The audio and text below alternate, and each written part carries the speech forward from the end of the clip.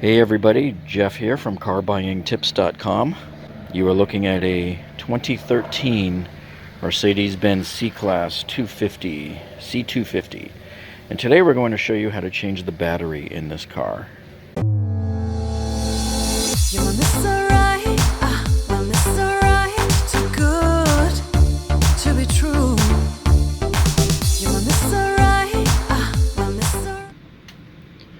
Okay, so for those of you who are unfamiliar with the Mercedes, the C-Class, the E-Class, most of them, we call them by their W number here. Like in this case, this is the W204 model. And this was made between about 2007 and 2014. But I believe on the C-Class here, they stopped making this on the 2013 model, which is what this one is here. Alright, so now as we open up the hood, we're going to let it go all the way straight up. This is a cool feature that the C250 has. See how it goes straight up here? I wish my Lexus had done that. Or even worse, my old Firebird. It was a real pain to get under the hood to work there. But here you can see it comes straight up. We'll show you at an angle here. Okay. Now, before we work on removing the cover here to change the battery, I just wanted to point out something for you.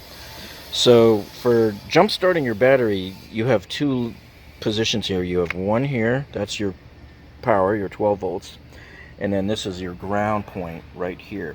So we don't connect up directly to the batteries anymore when we jump start on some of the modern cars like this. So the way you get to it here for the 12 volts is you simply slide that over and you connect your jumper cable right there onto that 12 volt point, and it's red for positive, and then this is your grounding point right here. And I love the way Mercedes did this by giving us this giant piece of metal here to clip onto, because the other cars, you know, you're struggling trying to find a bare piece of metal somewhere. Now you can see this other grounding point, but you can't use this because it's painted. So it's not going to do you any good to put your jumper cables here. It's insulated because of the paint, and you're not going to be able to grip onto these these connectors here for the ground wires. That's just simply not a viable point. So the fact that they gave you this is really nice. I like this. But you can see it's gotten a little, not necessarily corroded, but I'd say, you know, you'd want to sand it down a little bit. Okay, so let me just show you with a piece of sandpaper what I'm talking about. You just kind of give it a little bit of a wipe there with the sandpaper. See how nice and bare it's already become? So that's all you do. You just continue that around with the rest of the sandpaper and get the whole thing. So you can see in about 10 seconds we were able to make it nice and shiny there. Okay, and so the time to do this is now, when you have a time to do it, not when you're up to your knees in rice paddies with a dead battery.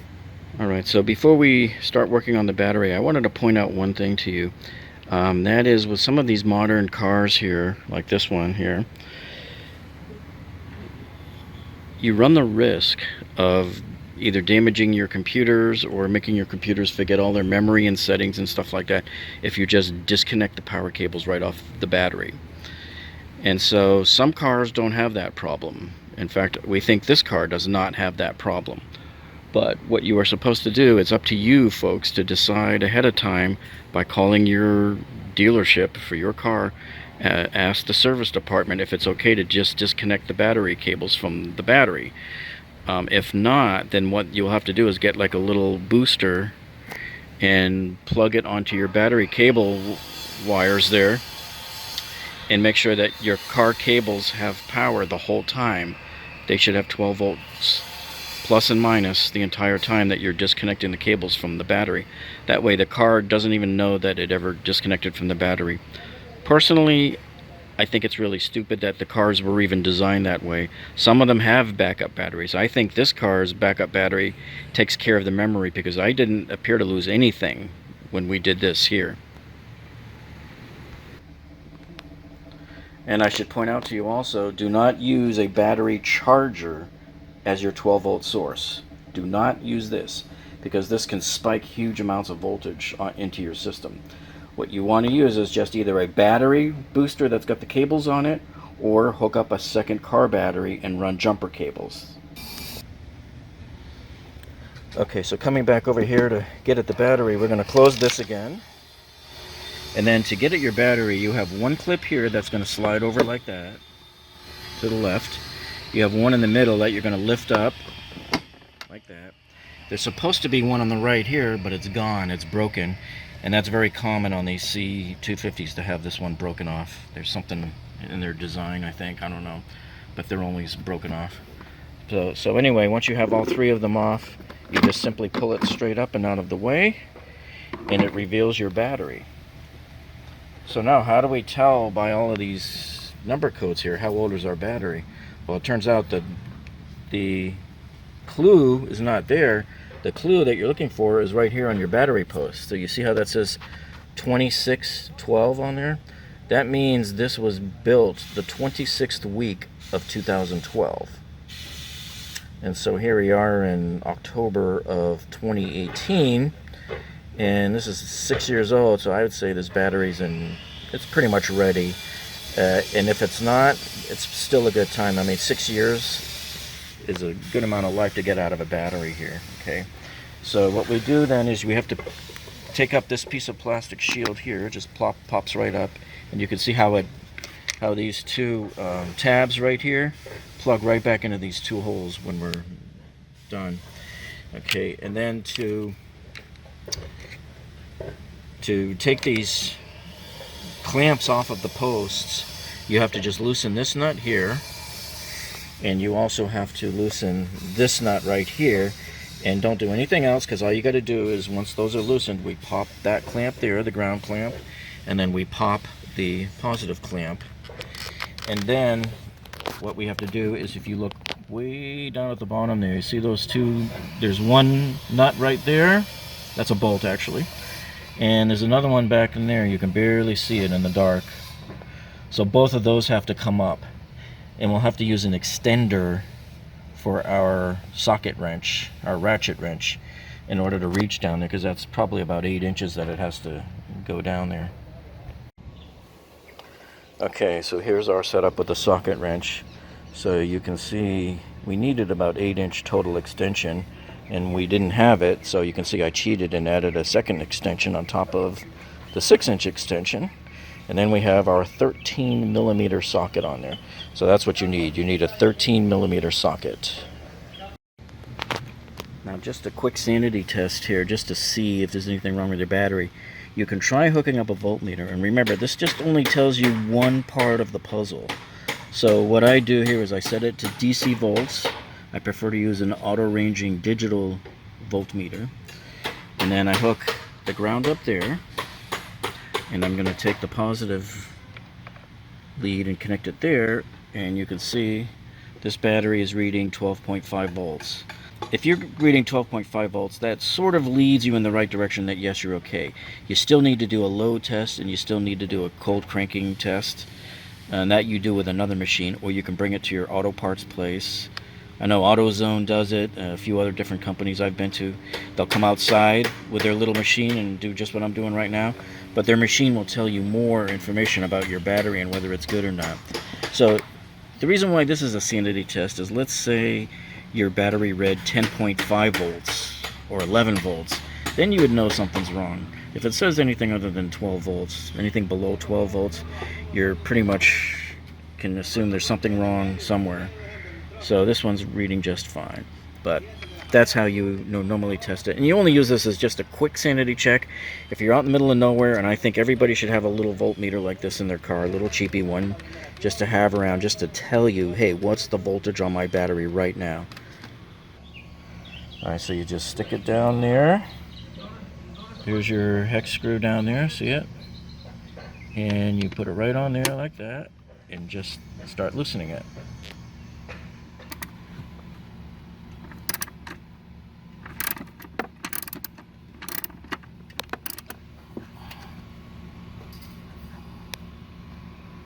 Alright, there's the first one.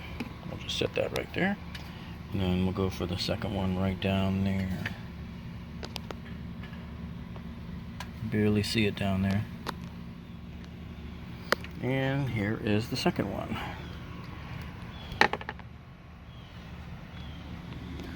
Okay, now to complete the process of removing the battery, we just simply remove this plastic cap here, which is covering that terminal, because we have to remove that nut, and we have to remove this nut, and we got to pull out this hose. Now to remove these nuts here, we use a 10 millimeter. See, 10 millimeters. It's a 10 millimeter socket. You just put it right in there and go to town with it.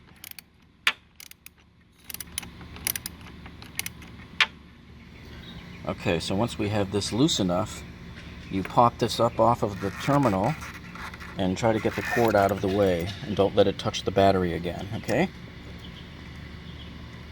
So now you have the ground is off, and we always do the ground one first, and see how it's just sitting out of the way right here. Okay. So now I'm going to pull off the hose and get it out of the way as well. Okay. Now we do the positive terminal over here. Alright, so now we just lift up the positive terminal there, get him out of the way, and we lift up both handles on the battery, and we are ready to lift the battery up and out.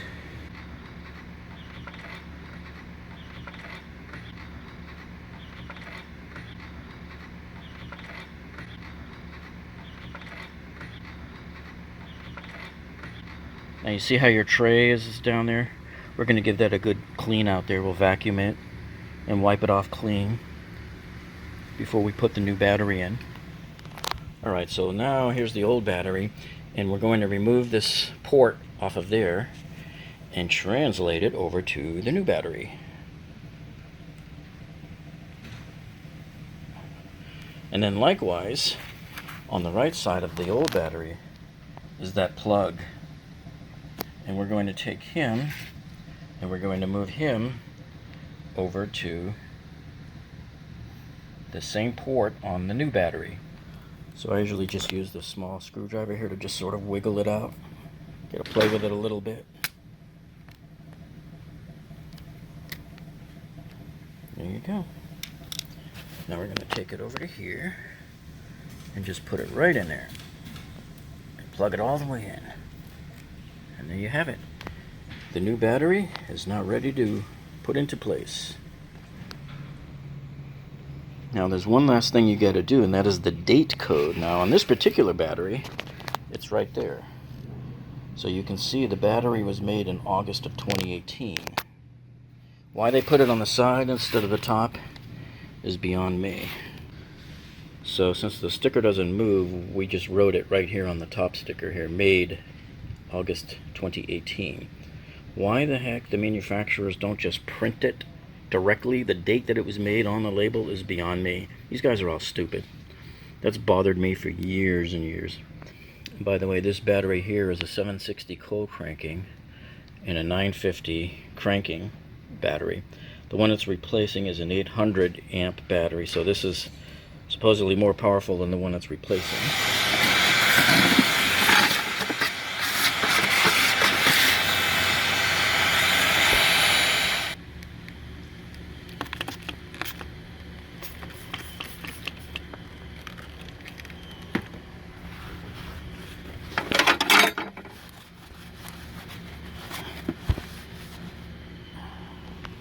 Alright, so we've cleaned off the plate.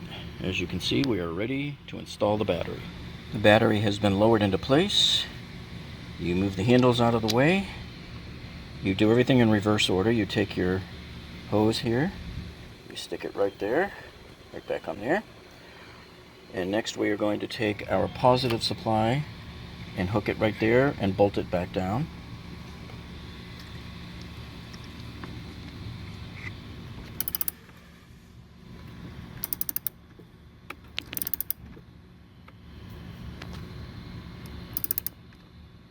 Just like that. So that's nice and tight. Now we will take the ground here and we'll hook the ground terminal back up and tighten it down.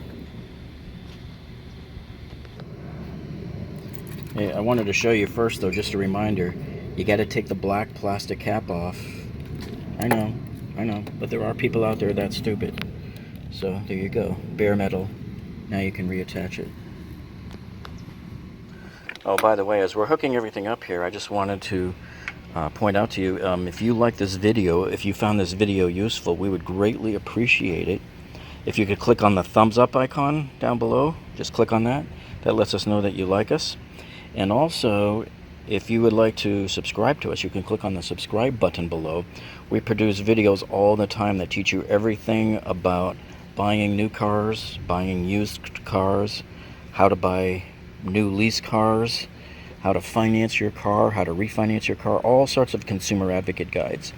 And so you can click on the subscribe button, and you can also click on the bell icon next to it, which will alert you every time we upload a new video.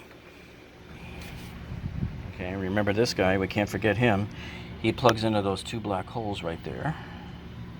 See, so we're going to put it right down here, line them up to those two holes that you see there, and just push it right down in there.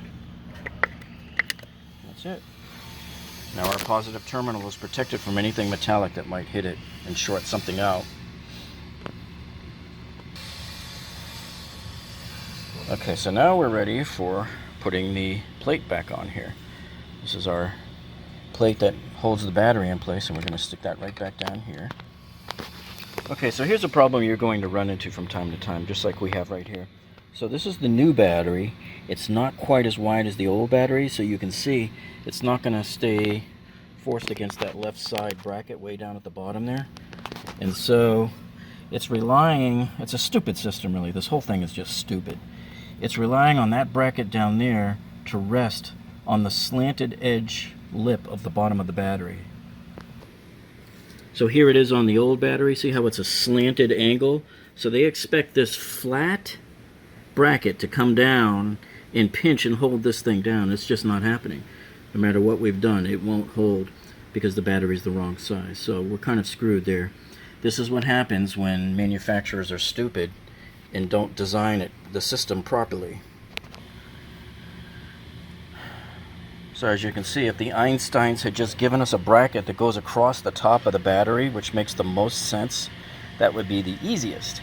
Because even then, getting both of those bolts to tighten down, way down in there, the one back in the corner here is real difficult.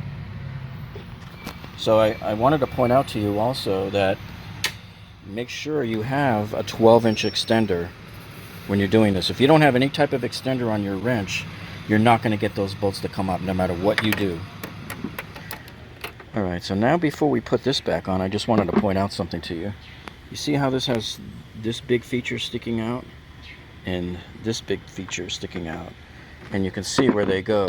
One's going to go there in that hole, the other one is going to come and plug in here in that hole. Okay, so you got to remember that they have to align into those holes. And even more importantly is you have these 4 tabs, 1, 2, 3, 4. Those 4 male tabs need to align into those 4 slots, 1, 2, 3, and 4. All right, so there's 6 things that have to happen at once here. Those 4 need to plug down into there, into those 4 slots, and then the big ones go there and there. So just remember that when you put this back on. All right, so now that you have it seated perfectly in there, you can close this clip again here by pushing down on him like that, and that one closes like this. And as you remember, our third one's broken, so he doesn't do anything, he just sits there. Alright, so we're in there nice and solid, and it looks like our new battery is installed. Let's start up the engine and see how it does. Okay, so let's take one last good look at it before we close down the hood. It was really great having the hood going straight up like that, because working off in that corner would have been real bad without it. Alright, here we are, moment of truth. Let's start her up. Started right up.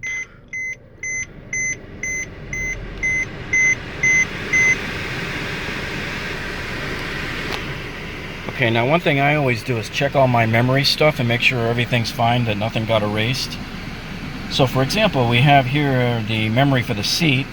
So I'm going to move the seat out of position and then hit the button and see if it works. Yep, it's sending it right back to where I had it. So that part is working. And you want to test your Bluetooth as well. Make sure the Bluetooth is working.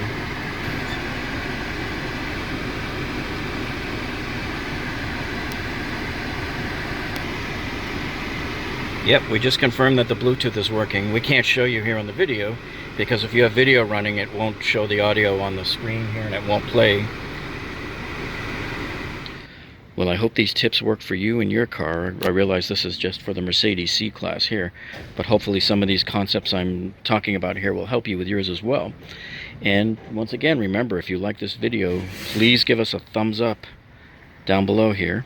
And you can also subscribe to our channel and come back and visit us and see some of our other videos. And don't forget to hit the subscribe button below and hit the bell icon, which will tell you whenever we release a new video. So once again, I'm Jeff from carbuyingtips.com. Thanks again for tuning into our video, and we'll see you on the next one.